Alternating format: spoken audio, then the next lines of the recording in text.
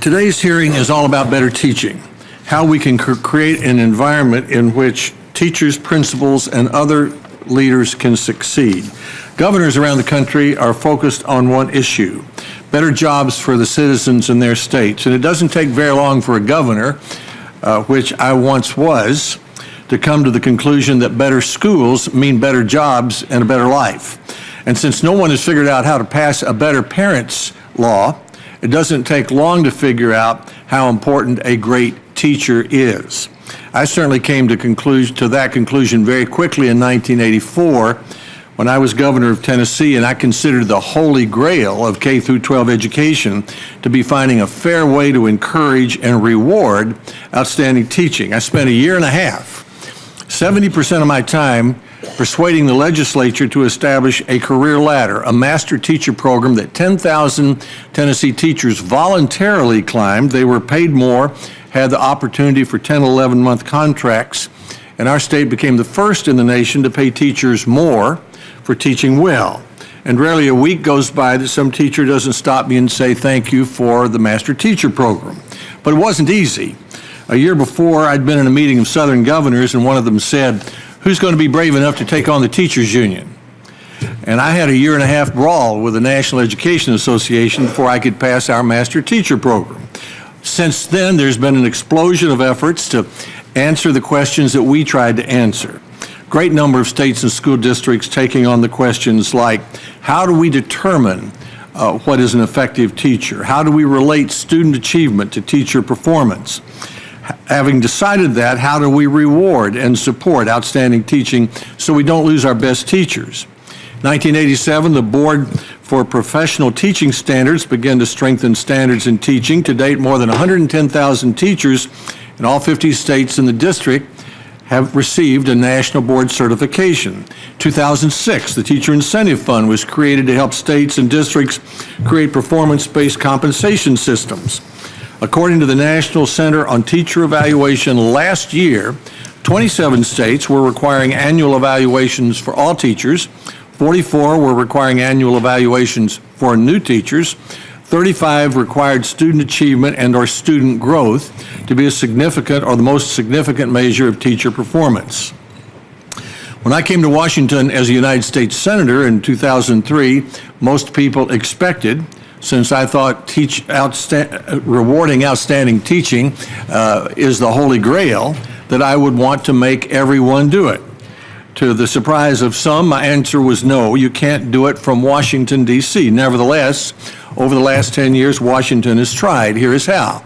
No Child Left Behind told states that all teachers of core academic subjects needed to be highly qualified by 2006 and prescribed that definition in a very bureaucratic manner. That simply hasn't worked. And I don't know many people who really want to keep that definition. Even Secretary Duncan waived the requirements related to highly qualified teachers when he granted waivers to 43 states, the district, and Puerto Rico. Unfortunately, the Secretary replaced those requirements with a new mandate requiring teacher evaluation systems first and race to the top, which gave nearly $4.4 billion to states, and second in the waivers.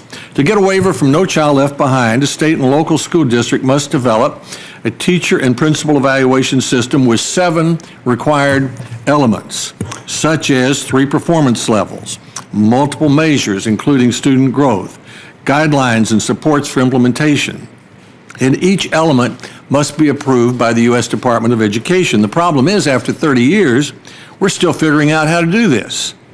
Our research work on measuring growth and student achievement and relating it fairly to teacher effectiveness may have begun in 1984, but even today, former Institute of Education Science Director Russ Whitehurst told the New York Times, said that in 2012, states are, quote, racing ahead based on promises made to Washington or local political imperatives that prioritize an unwavering commitment to unproven approaches.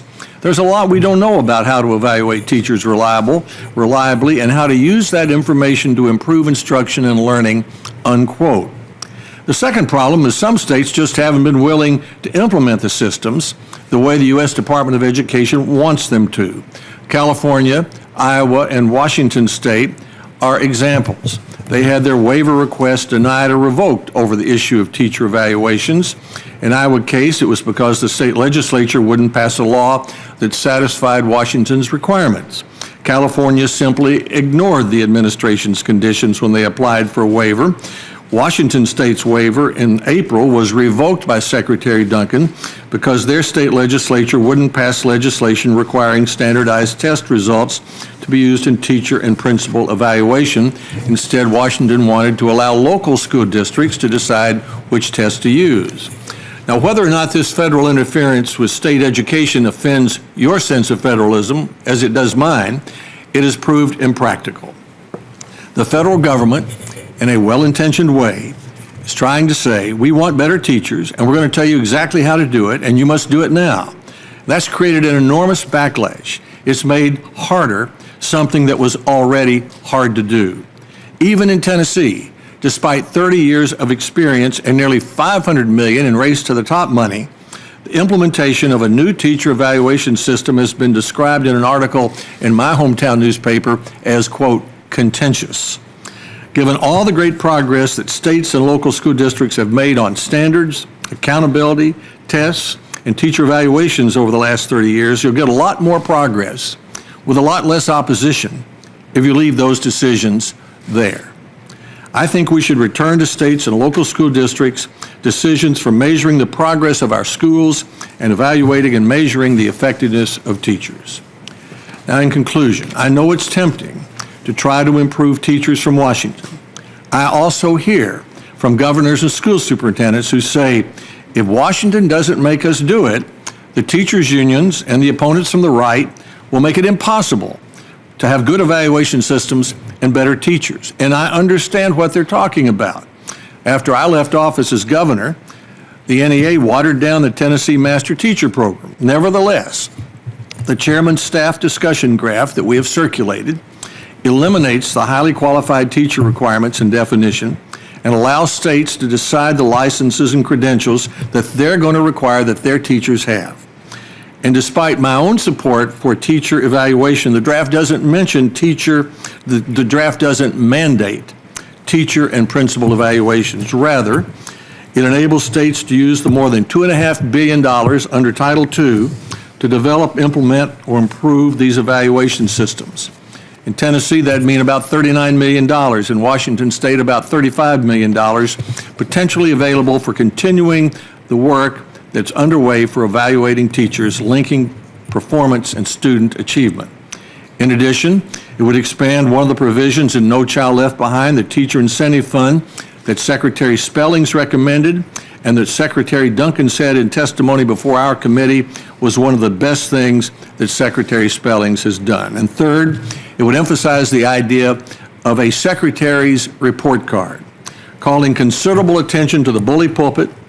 A secretary or president has to call attention to states that are succeeding or failing. For example, I remember when President Reagan visited Farragut High School in Knoxville in 1984 to call attention to our master teacher program. It caused the Democratic Speaker of the House of Representatives to say this is the American way and come up with an amendment to the proposal I had made that was critical to its passage into law. President Reagan didn't order every other state to do what Tennessee was doing, but the president's bully pulpit made a real difference. The columnist Thomas Friedman told a group of senators recently that one of his 2 rules of life is that he's never met anyone who's washed a rented car. In other words, people take care of what they own. My experience is that finding a way to fairly reward better teaching is the holy grail of K through 12 education. But Washington will get the best long-term result by creating an environment in which states and communities are encouraged, not ordered, to evaluate teachers. Let's not mandate it from Washington if we want them to own it and to make it work.